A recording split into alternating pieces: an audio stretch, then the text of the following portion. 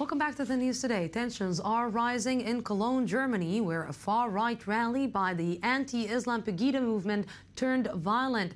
It came in the wake of the mass assault on New Year's Eve, suspected of being perpetrated by dozens of asylum seekers. I-24 News correspondent Ayman Siksik has the story.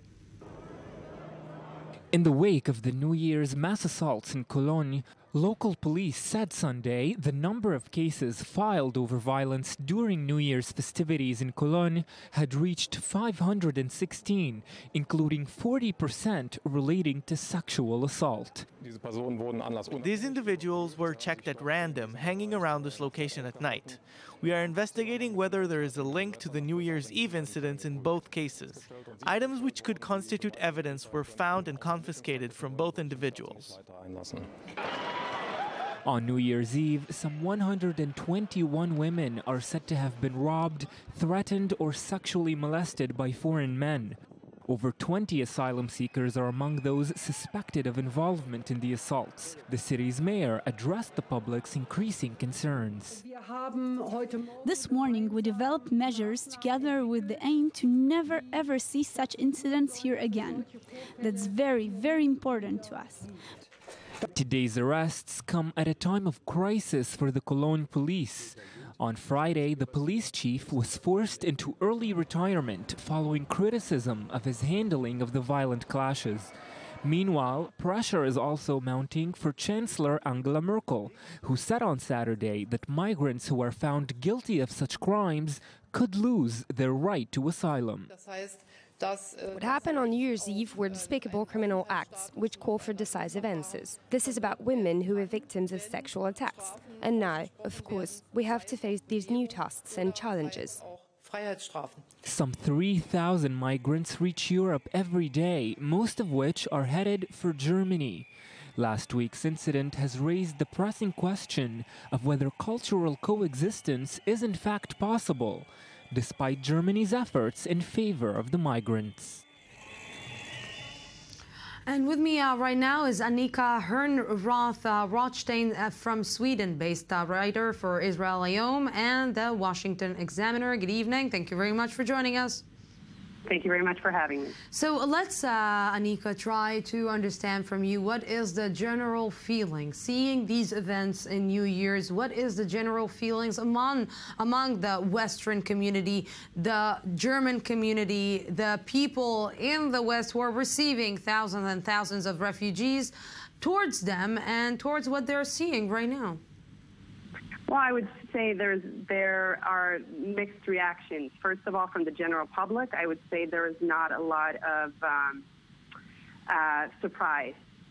We've had these things happen before, not in this humongous scale, but we have had these events before. In Sweden, now it is coming into light that there have been several events that have gone unreported by the media out of fear of inciting racism and anger and violence toward the refugees. But the general public is far from surprised. I would say that because of the events in Cologne, it has gotten so much widespread media, people are suddenly starting to react to it and discuss it. And I think it's a discussion that is long overdue overall in Europe. It seems that, okay, they're trying not to talk about it, but in this age, you know, in this era where we're living in, you know, WhatsApp, social media, Facebook, Twitter, these things cannot be, you know, they cannot vanish. How can you just not talk about such a big event in, you know, just because you're afraid that it will incite against a certain group of people? Well, I would say that certainly people will speak about it, but it's very easily called racism or brushed to the side unless it is brought up by quote-unquote serious media or unless it is touched upon by serious politicians. And as you probably know, we have all across Europe now what is portrayed as far-right parties. Some of them are truly far-right parties, and some are just ultra-conservative parties that have brought up the issue and the many issues concerning mass immigration. But they are easily dismissed as being racist, and unless the establishment is willing to deal with this issue, I think that will continue to be the case. And I think it's it's a giant problem that we will continue to have to deal with. And it's astounding to me that in a country like Germany and a country like Sweden as well, both countries are said to be ultra-progressive. Both countries are proudly feminist, yet they are letting down such a big part of their communities. You know, Anika, I want to take you on a point that you mentioned, is that maybe the rise of the far right and giving, of course, these kind of incidents are making these movements and these, let's say, parties stronger in the Western countries that we're seeing. But my question is, how much from the claims that we are hearing that the refugees are actually experiencing racism, how much are these claims true? Well, I couldn't speak to it out of personal experience, of course.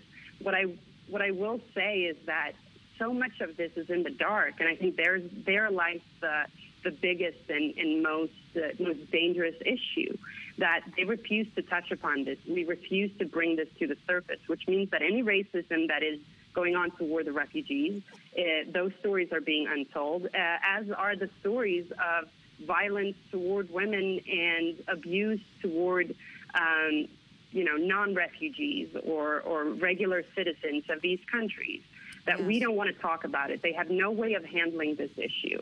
And I think it's an issue having to do with, the post-colonial Europe have gone into some sort of progressive Orientalism, where you're not allowed to speak about a perpetrator if that perpetrator has dark skin, or if that perpetrator is some kind of immigrant or somewhat of a victim themselves.